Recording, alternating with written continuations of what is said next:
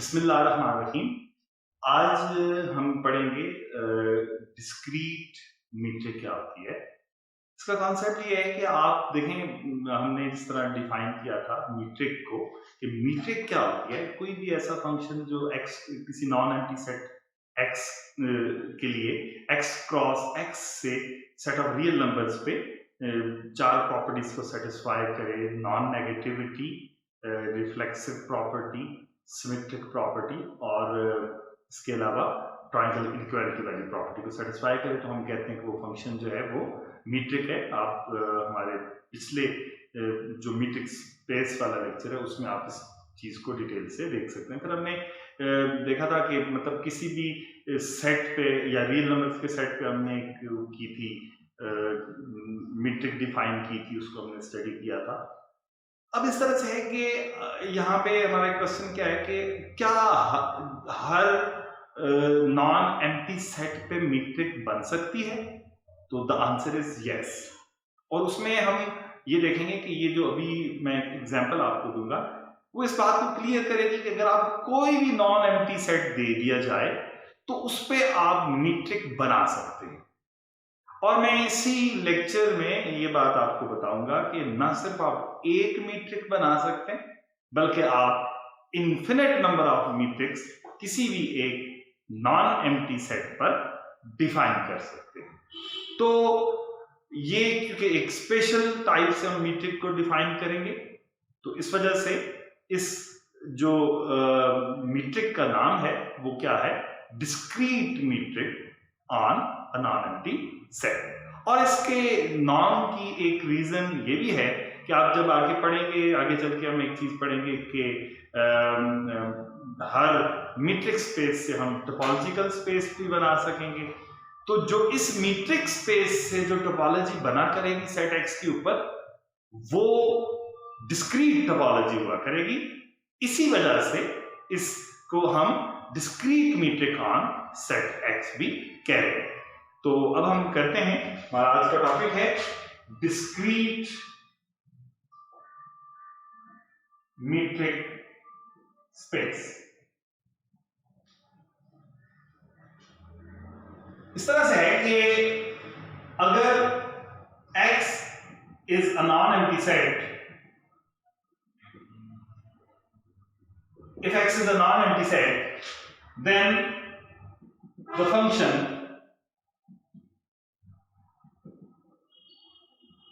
d from x cross x into R defined by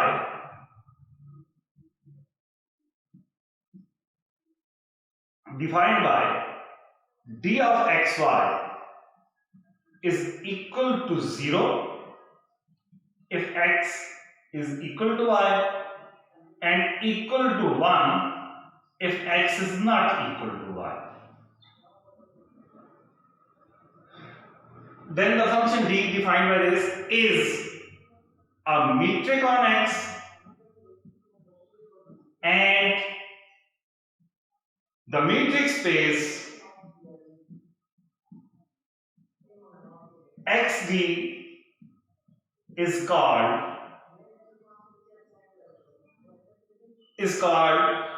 discrete metric space. अब हम इस d के लिए प्रॉपर्टीज को वेरीफाई करते हैं।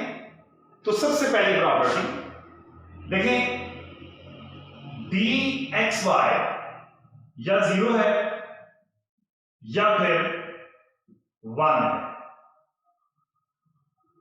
अब 1 0 से ग्रेटर है, इसका मतलब क्या हुआ कि इन any case d of xy जो है वो ग्रेटर आर इक्वल टू 0 है for all x y belonging to x. तो क्या मतलब हुआ कि नॉन नेगेटिविटी वाली प्रॉपर्टी इस डी फंक्शन ने सेटिस्फाई कर दी। दूसरी प्रॉपर्टी देखें, यहीं से आप देख सकते हैं डेफिनेशन से कि डी जो है, यहां से मैं लिख देता हूं d is non net function dxy equal to 0 है अगर x इक्वल टू y हो। या आप देख सकते हैं कि हमने डेफिनेशन में कहा, तो इसका मतलब क्या हुआ, दूसरी बात ये कि यहाँ पे if लिखा हुआ है और डेफिनेशन का जो if होगा वो if and if only if count होगा। हम ये कह सकते हैं कि d of xy equal to 0 if and only if x equal to y। ये दूसरी प्रॉपर्टी होगी। अब तीसरी प्रॉपर्टी, इसको मैंने कहा था रिफ्लेक्सिव। नंबर 3 के d of xy is equal to 0 है अगर x इक्वल टू y हो, 1 है अगर x not equal to y। इसको आप लिख सकते हैं 0 अगर y इक्वल टू x हो और 1 अगर y not equal to x। इसका मतलब ये हुआ कि ये d ऑफ yx के इक्वल है, क्योंकि अगर इस चीज को हमने d ऑफ xy कहा था तो ये चीज equal to d of yx है। मैं यूं लिख सकता हूं कि d of xy is equal to d of yx for all x, y belonging to capital X। अब सबसे important fourth property, triangle inequality. उसके लिए हमें क्या करना होता है, हमने ये प्रूव करना है कि d of xz is less और equal to d of xy plus d of y x plus d of y z for all x y z belonging to capital X। इस बात को हमने प्रूव करना है। एक बात नोट करें कि हमारे पास डिस्टेंस सिर्फ दो टाइप्स का है। डिस्टेंस सिर्फ हमारे पास दो टाइप्स का है, या डिस्टेंस 0 के इक्वल है या डिस्टेंस 1 के इक्वल। हमने इन तीन जो क्वांटिटीज हैं इनका रिलेशन, आपस में ये रिलेशन प्रूव करना है। मैं ये करता हूं कि अगर दो केसेस होंगे, अगर हम ये लेते हैं कि d ऑफ xz जो है वो इक्वल टू 0, अगर ये चीज इक्वल टू 0 है, देन देखें d of xy according to the first property ये ग्रेटर और equal to 0 and d of yz भी ग्रेटर और इक्वल टू 0 है। ये दोनों ग्रेटर और इक्वल टू 0 हैं, तो इसका मतलब ये हुआ कि d of xy plus d of yz is greater और इक्वल टू 0। इसको मैं यूं लिख सकता हूं 0 इज लेस और equal to d of xy plus d of yz, क्योंकि ये ग्रेटर और equal to 0 that's mean 0 is less और इक्वल टू दिस वैल्यू। अब इस 0 की जगह मैं d ऑफ xz लिख देता हूं, तो ये हो जाएगा d of xz is less और equal to d of xy plus d of yz। हमने यहां पे क्या किया है, हमने इस 0 की जगह d ऑफ xz पुट कर दिया है, क्योंकि d ऑफ xz और 0 आपस में इक्वल है। इसका मतलब क्या हुआ कि इस केस में दिस इंप्लाइज दैट,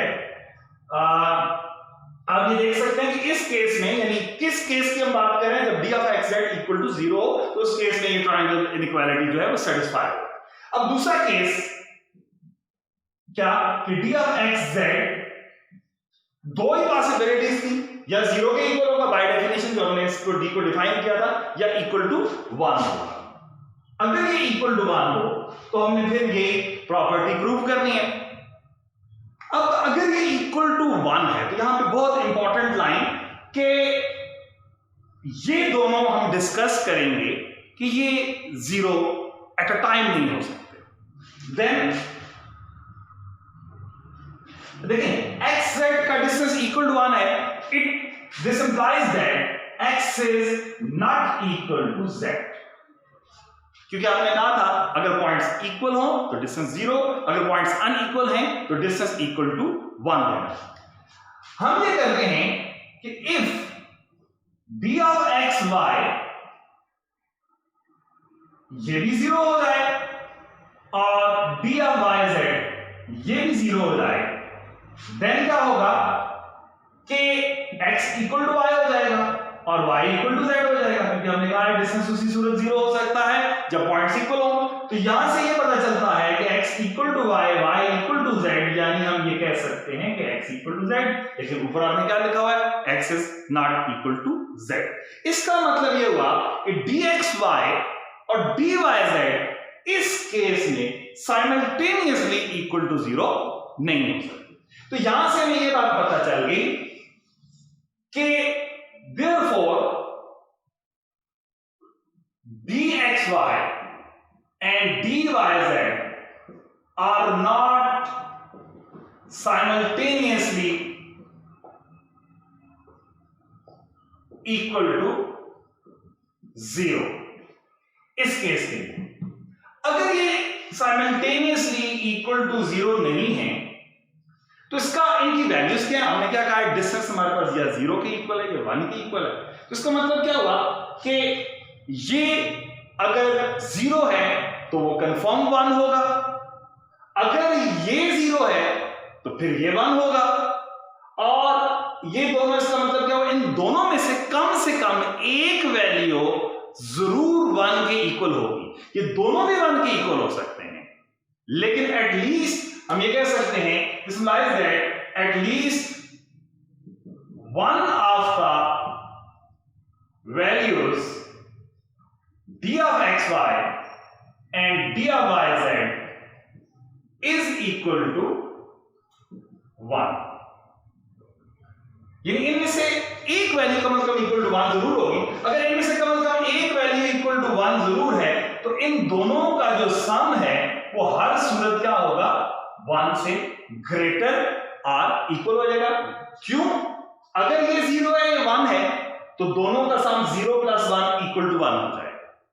अगर ये 1 है ये 0 है तो इक्वल टू 1, अगर ये 0 है ये 1 है तो तब भी सम इक्वल टू 1, और अगर ये दोनों 1 है तो सम इक्वल टू 1 प्लस 1 2 हो जाएगा और 2 1 से ग्रेटर। इसका मतलब क्या हुआ, in any case this sum will be greater or equal to 1। अगर ये greater or equal to 1 है तो हम ये कह सकते हैं कि 1 is less or equal to dxy plus dyz। और फिर वही बात कि इस 1 की जगह हम क्या करेंगे, d of xz पुट कर देंगे, तो ये क्या बन जाएगा कि d of xz is less or equal to d of xy plus d of yz। इसका मतलब क्या हुआ कि d of xz की वैल्यूज के सिर्फ दो केसेस थे, या 0 या 1, और दोनों केसेस में हमने ये देखा कि ये d of xz is less or equal to d of xy plus d of yz। इसका मतलब क्या हुआ कि हम कह सकते हैं कि d of xz plus d of xz is less or equal to d of xy plus d of yz for all x, y, z belonging to capital X। तो इसका मतलब क्या हुआ कि इस D ने मीट्रिक होने की सारी प्रॉपर्टीज को सेटिस्फाई कर दिया। तो इसका मतलब ये हुआ कि this implies that D is a metric on X। यानी हमने ये बात प्रूव कर ली कि अगर हम फंक्शन को इस तरह से डिफाइन करें कि इक्वल पॉइंट्स का डिस्टेंस 0 और अनइक्वल पॉइंट्स का डिस्टेंस 1, तो जो फंक्शन बनता है वो मीट्रिक होने की प्रॉपर्टीज को सेटिस्फाई करता है।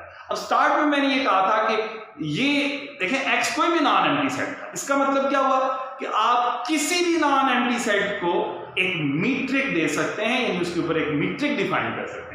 अब एक मीट्रिक डिफाइन कर सकते हैं मैंने ये कहा है, लेकिन मैंने साथ स्टार्ट में ये कहा था कि आप उस पर इनफाइनाइट मीट्रिक्स भी डिफाइन कर सकते हैं। कैसे? देखें, अगर आप यही डिस्टेंस इस तरह से डिफाइन करें कि डिस्टेंस इक्वल टू 0 अगर पॉइंट्स इक्वल हो, and distance equal to p अगर पॉइंट्स इक्वल ना हो, where p is any positive real number,